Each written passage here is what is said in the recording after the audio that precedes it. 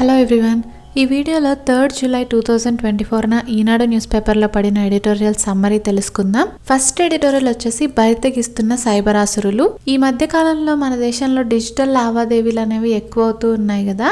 ఎంతగా ఎక్కువ అవుతున్నాయి అంటే ఏ షాప్లో చూసినా, రెస్టారెంట్స్లో చూసినా క్యూఆర్ స్కానర్లు ఉంటున్నాయి. ఇంకా చాలా వస్తువులు ఆన్లైన్లో కూడా అమ్ముడుపోతున్నాయి. ఈ విధంగా మన దేశంలో డిజిటల్ లావాదేవీలు ఎంత ఎక్కువగా ఉన్నాయంటే ప్రపంచవ్యాప్తంగా చూసుకుంటే డిజిటల్ లావాదేవీల్లో భారతదేశం వాటా 46% ఉంది. ఇంకా రీసెంట్గా రిజర్వ్ బ్యాంక్ ఒక ప్రతిపాదన కూడా తీసుకొచ్చింది. అదేంటంటే భారతదేశం, మలేషియా, ఫిలిప్పీన్స్, సింగపూర్ ఇంకా థాయిలాండ్ దేశాల మధ్య చాలా ఈజీగా డిజిటల్ లావాదేవీలు జరిగేలాగా రిజర్వ్ బ్యాంక్ ఒక ప్రతిపాదనను తీసుకొచ్చింది. అయితే దేనిలోనైనా సరే అభివృద్ధి ఉన్నప్పుడు కొన్ని సవాళ్లు కూడా ఉంటూ ఉంటాయి కదా. అలా డిజిటల్ చెల్లింపుల్లో ముఖ్యమైన సవాల్ ఏంటంటే సైబర్ నేరాలు. 2023 నుంచి 24 ఫినాన్షియల్ ఇయర్లో చూసుకున్నట్టయితే దేశవ్యాప్తంగా 29,000కు పైగా డిజిటల్ మోసాలు ఉన్నాయి. ఇవన్నీ కూడా ₹1,00,000 పైబడిన మోసాలు. ఇంకా ₹1,00,000 లోపు చూసుకుంటే ఇంకా ఎన్నో మోసాలు ఉన్నాయి. అయితే జార్ఖండ్, రాజస్థాన్, హర్యానా, యూపీలలో ఉన్న నేరస్తుల సైబర్ ముఠాలే ఈ డిజిటల్ మోసాల్లో 80% దాకా వాళ్ళే చేస్తున్నారు. కానీ ఇన్ని నేరాలు జరుగుతున్నా కూడా విచారణ రేటు చాలా తక్కువగా ఉంటుంది. అసలే దేశంలో అంతర్జాల వినియోగం అంటే ఇంటర్నెట్ యూసేజ్ బాగా పెరుగుతుంది కాబట్టి, అంటే ఇప్పుడైతే ఇంటర్నెట్ని వాడే వాళ్ళు దాదాపు 90 కోట్ల మంది ఉన్నారు ఇండియాలో. ఈ సంఖ్య ఇంకా పెరుగుతుంది కాబట్టి ప్రభుత్వం ప్రజల్లో వీటి మీద అవగాహన కల్పించేందుకు అవేర్నెస్ ప్రోగ్రాంలను పెట్టాలి. అందులో ఇలా డిజిటల్ మోసాల బారిన పడకుండా ఎలాంటి చర్యలు తీసుకోవాలి, ఎలాంటి జాగ్రత్తలు తీసుకోవాలి, ఇంకా ఒకవేళ ఇలాంటి మోసానికి గురైనట్టయితే తక్షణమే ఎవరిని ఆశ్రయించాలి, ఇలాంటివన్నీ కూడా ప్రజలకి చెప్పాలి. ఇంకా సైబర్ నేరాలు అనేవి నేరస్తులు ఒక చోట, బాధితులు ఒక చోట ఉంటూ ఉంటారు కదా. అంటే ఒక రాష్ట్రంలో నేరస్తులు ఉన్నట్టయితే ఇంకో రాష్ట్రంలో బాధితులు ఉండే అవకాశం ఉంది. కాబట్టి రాష్ట్రాలన్నీ కలిసి ఇలాంటి నేరాల మీద ఇన్ఫర్మేషన్ని పంచుకొని నేరస్తుల్ని పట్టుకొని ఇలాంటి నేరాలని ఆపాల్సిన అవసరం ఉంది. ఇంకా మనం వేరే దేశాలు తీసుకునే స్టెప్స్ నుంచి కూడా నేర్చుకోవాలి. ఫర్ ఎగ్జాంపుల్ చూసుకుంటే రీసెంట్గా 61 దేశాలు కలిసి ఆపరేషన్ ఫస్ట్ లైట్ 2024 అనే ఆపరేషన్ పేరిట ఒకేసారి దాడి చేయడం ద్వారా అన్ని దేశాల్లో కలిపి 4,000 మంది నేరస్తుల దాకా పట్టుబడ్డారు. ఇంకా ఆస్ట్రేలియా, జింబాబ్వే వంటి దేశాలైతే సైబర్ భద్రత కోసం ప్రత్యేక మంత్రిత్వ శాఖనే క్రియేట్ చేశాయి. కాబట్టి ఇలాంటి వాటి నుంచి మనం కూడా నేర్చుకొని సైబర్ భద్రతను ఇంకా పటిష్టం చేయాల్సిన అవసరం ఉంది. నెక్స్ట్ ఎడిటోరియల్ వచ్చేసి జీఎస్టీ సమస్యలకి ఏది పరిష్కారం. రీసెంట్గా జూన్ 2024లో జీఎస్టీ కౌన్సిల్ 53వ మీటింగ్ జరిగింది. అయితే ఈ మీటింగ్లో జీఎస్టీ మీద కొన్ని నిర్ణయాలు తీసుకున్నారు. అవేంటంటే 2017 నుంచి, అంటే జీఎస్టీని తీసుకొచ్చినప్పటి నుంచి 2020 సంవత్సరం వరకు మధ్యకాలంలో ఈ పన్ను విధానాల మీద అవగాహన లేక కొంతమంది పన్ను చెల్లించలేదు.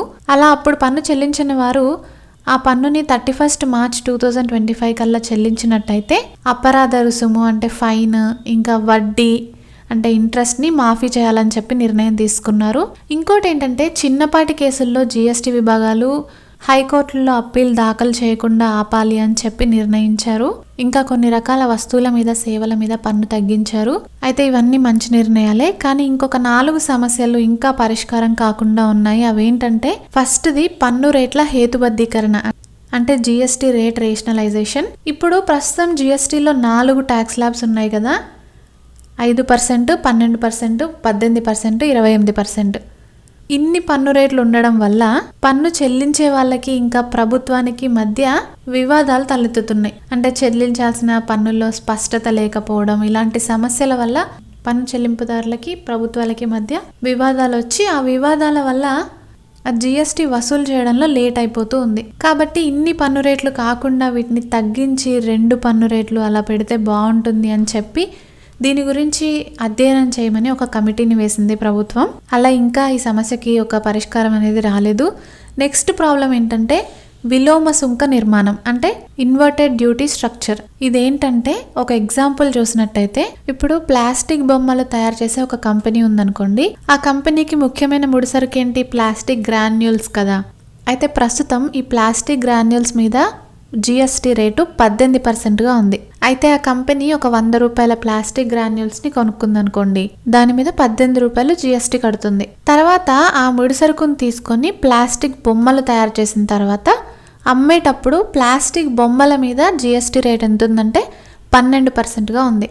అలా ప్లాస్టిక్ బొమ్మను అమ్మేటప్పుడు ఆ కంపెనీకి ఆ 100 రూపాయల బొమ్మ అయితే 12 రూపాయలు మాత్రమే వీళ్ళకి జిఎస్టీ రూపంలో వస్తుంది. అలా తయారైన ఉత్పత్తుల మీద విధించే పన్ను కన్నా వాటి ముడి సరుకుల మీద విధించే పన్ను ఎక్కువగా ఉన్నట్టయితే దీన్ని విలోమ సుంక నిర్మాణం లేదా ఇన్వర్టెడ్ డ్యూటీ స్ట్రక్చర్ అని అంటారు. ఇలాంటప్పుడు గవర్నమెంట్ ఏం చేస్తుందంటే, ఇప్పుడు ఈ కంపెనీ 18 రూపాయల పన్ను చెల్లించింది కదా ముడి సరుకు కోసం, కానీ దీనికి 12 రూపాయలే వస్తుంది కదా బొమ్మలు అమ్మిన తర్వాత, కాబట్టి ఈ డిఫరెన్స్ 6 రూపాయలు అనేది ప్రభుత్వం వీళ్ళకి ఇచ్చేస్తుంది. కాకపోతే ఈ విషయంలో వ్యాపారస్తులకి ప్రభుత్వం నుంచి చాలా లేటుగా డబ్బులు అందుతున్నాయి. దీనివల్ల వ్యాపారాలకి ఇబ్బంది కలుగుతుంది. అయితే దీనికి పరిష్కారం చూసినట్టయితే తయారైన ఉత్పత్తుల మీద పన్నైనా పెంచాలి, లేదంటే ముడి సరుకుల మీద పన్నైనా తగ్గించాలి. ఈ inverted duty structure problem mobile ఫోన్స్కి, బట్టలకి, చెప్పులకి, ఎరువుల విషయంలో కూడా మనకి ఎక్కువగా కనిపిస్తుంది. అయితే మొబైల్ ఫోన్స్ విషయంలో దీన్ని సమస్యని పరిష్కరించారు. ఎలా అంటే మొబైల్ ఫోన్ల మీద పన్నుని 18%కి పెంచేశారు. ఆ విధంగా ఈ సమస్యని పరిష్కరించారు. కానీ అన్ని ఉత్పత్తుల మీద అలా పెంచలేరు కదా, ఎందుకంటే ప్రజల నుంచి వ్యతిరేకత వస్తుంది. అప్పుడు ప్రజలు ఎక్కువ డబ్బులు పెట్టి వాటిని కొనుక్కోవాల్సి వస్తుంది, కాబట్టి ప్రజల నుంచి వ్యతిరేకత వస్తుంది. కాబట్టి ఎవరికి ఇబ్బంది కలగకుండా ఈ సమస్యని పరిష్కరించడం అనేది ఒక సవాలు. నెక్స్ట్ ఇంకో సవాల్ ఏంటంటే, జిఎస్టీ తీసుకొచ్చినప్పుడు కేంద్ర ప్రభుత్వం ఏమని చెప్పిందంటే, రాష్ట్రాల ఆదాయ వృద్ధి 14% కంటే తక్కువగా ఉంటే ఆ లోటును 5 సంవత్సరాల వరకు భర్తీ చేస్తామని చెప్పింది కేంద్ర ప్రభుత్వం. అలా భర్తీ చేయడం కోసం కొన్ని విలాస వస్తువులు అంటే లగ్జరీ ఐటమ్స్ మీద, ఇంకా పొగాకు ఉత్పత్తుల మీద పరిహార సెస్ని విధించింది. పరిహార సెస్ అంటే కాంపెన్సేషన్ సెస్. ఈ సెస్ నుంచి వచ్చిన మనీని 2022 సంవత్సరం వరకు రాష్ట్రాలకు ఇస్తామని చెప్పింది. అంటే జిఎస్టీ తీసుకొచ్చినప్పటి నుంచి 5 ఏళ్ల వరకు ఇలా ఇస్తామని చెప్పింది. కానీ మధ్యలో 2020 ఇంకా 2021 సంవత్సరాల్లో కోవిడ్ వల్ల నిధులు అనేవి సరిగా సమకూరలేదు. ఎందుకంటే అప్పుడు వస్తువుల అమ్మకాలు చాలా తగ్గిపోయాయి కదా. అలా నిధులు సమకూరకపోవడం వల్ల కేంద్ర ప్రభుత్వం అప్పు చేసి మరీ రాష్ట్రాలకి పరిహారం చెల్లించాల్సి వచ్చింది. ఆ అప్పులు తీర్చడం కోసం 2026 సంవత్సరం వరకు ఈ పరిహార సెస్ని కంటిన్యూ చేద్దామని నిర్ణయించుకుంది. అయితే ప్రస్తుతం జిఎస్టీ వసూళ్లు పెరుగుతున్నాయి, ఇంకా దేశ ఆర్థిక వ్యవస్థ కూడా వేగంగా వృద్ధి చెందుతుంది. కాబట్టి ఈ అప్పులు 2026 సంవత్సరం కన్నా ముందే తీరిపోతాయని అంచనా వేస్తున్నారు. అలా ముందే అప్పులు తీరిపోతే 2026 సంవత్సరం వరకు వసూలయ్యే పరిహార సెస్ని కేంద్ర ప్రభుత్వం ఇంకా రాష్ట్ర ప్రభుత్వాలు పంచుకుంటాయి.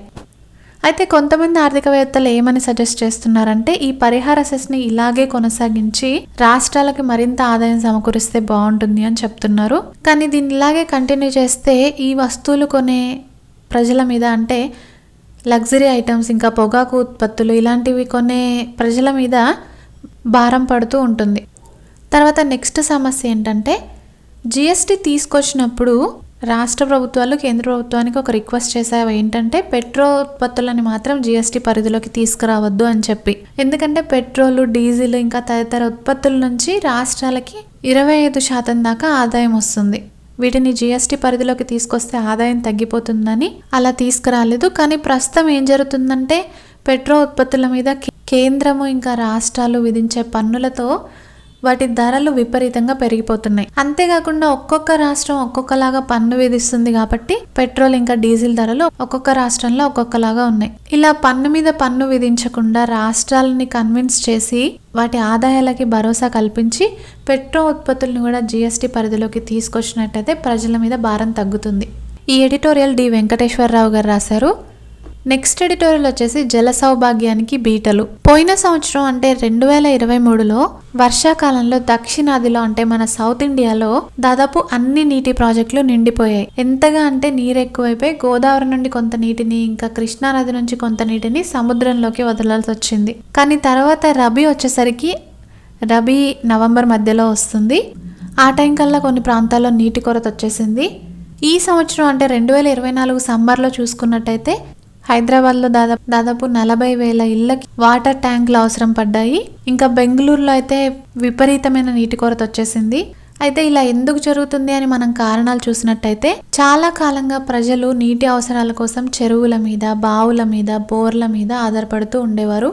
అయితే ప్రస్తుత కాలంలో ఏమైందంటే, రాష్ట్రాలన్నీ కూడా ఎక్కువగా నదుల మీదనే ఆధారపడుతూ స్థానిక జలవనరులు అంటే చెరువులు కానీ, సరస్సులు కానీ, బావులు కానీ ఇలాంటి వాటిని నిర్లక్ష్యం చేస్తూ ఉన్నారు. చాలా చెరువులు, బావులు ఇవన్నీ కూడా ఆక్రమణకు గురవడము, అక్కడ బిల్డింగ్స్ వచ్చేయడం ఇలా అంతా మనం చూస్తూనే ఉన్నాం కదా.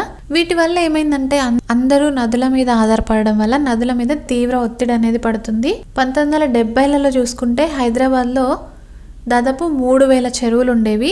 ఇప్పుడు చూసుకుంటే అందులో సగం కూడా లేవు. ఆ మిగతావన్నీ కూడా ఆక్రమణకి గురైపోయాయి. అయితే ఇందాక మనం చెప్పుకున్నాం కదా, అన్ని రాష్ట్రాలు కూడా నదుల మీద ఆధారపడడం ఎక్కువైపోయిందని. ఈ నదులు కూడా ఆక్రమణలకి గురవ్వడము, ఇంకా కాలుష్యానికి గురవడం ఇదంతా కూడా జరుగుతుంది. అందుకని ఏం చేయాలంటే స్థానిక జలవనరులని ఇంకా నదులని మనం రక్షించుకోవాల్సిన అవసరం ఉంది. మామూలుగా చెరువుల చుట్టూ రాతి స్తంభాలను ఏర్పాటు చేస్తూ ఉంటారు కదా, కానీ ఆక్రమణదారులు ఏం చేస్తూ ఉంటారంటే ఆ రాతి స్తంభాలను తొలగించి చెరువుల్లో కొంత భాగం లేదంటే మొత్తం చెరువుని ఆక్రమించుకుంటూ ఉంటారు. కాబట్టి ఏం చేయాలంటే చెరువుల చుట్టూ కందకం తీసి గట్టు మీద మొక్కలు నాటాలి. ఇంకా నాటిన మొక్కల్లో ప్రతి మొక్కను జియో ట్యాగింగ్ ద్వారా పరిరక్షించాలి. అప్పుడు ఏమవుతుందంటే ఎవరైనా ఆక్రమించడానికి ప్రయత్నించిన వెంటనే ప్రభుత్వ అధికారులు అలర్ట్ అయ్యి చర్యలు తీసుకోవడానికి అవకాశం ఉంటుంది. ఇంకా వ్యర్థాలు, కలుషిత జలాలు ఇవన్నీ కూడా చెరువుల్లోకి చేరకుండా చూసుకోవాలి. ఇంకా జలశుద్ధి కేంద్రాలని పెంచి శుద్ధి చేసిన నీళ్ళని మాత్రమే నదుల్లో కానీ చెరువుల్లో కానీ వెళ్ళేలాగా చూసుకోవాలి. ఇంకా నగరాల మీదుగా వెళ్తున్న నదుల చుట్టూ అయితే కాంక్రీట్ కరకట్టలు కట్టాలి. అంటే ఏ విధంగా చెత్త, కాలుష్యం అదంతా వెళ్లకుండా ప్రొటెక్ట్ చేసుకోవాలి. ఇంకా పెద్ద సంఖ్యలో ఇంకుడు గుంతలు తీయాలి. ఎందుకంటే ఇంకుడు గుంతల ద్వారా భూగర్భ జలాలు అనేవి రీఛార్జ్ అవుతాయి. ఇంకా పాడుబడ్డ బావులు, బోర్లు వీటన్నిటిని కూడా ఇంకుడు గుంతల్లాగా మార్చాలి. ఇలాంటి చర్యలన్నీ తీసుకున్నట్టయితే భూగర్భ జలం చాలా పెరుగుతుంది, నీటి కొరత రాకుండా ఉంటుంది. ఈ ఎడిటోరియల్ బండపల్లి స్టాలిన్ గారు రాశారు. That's it for this video. This is Aparna. Thank you for listening.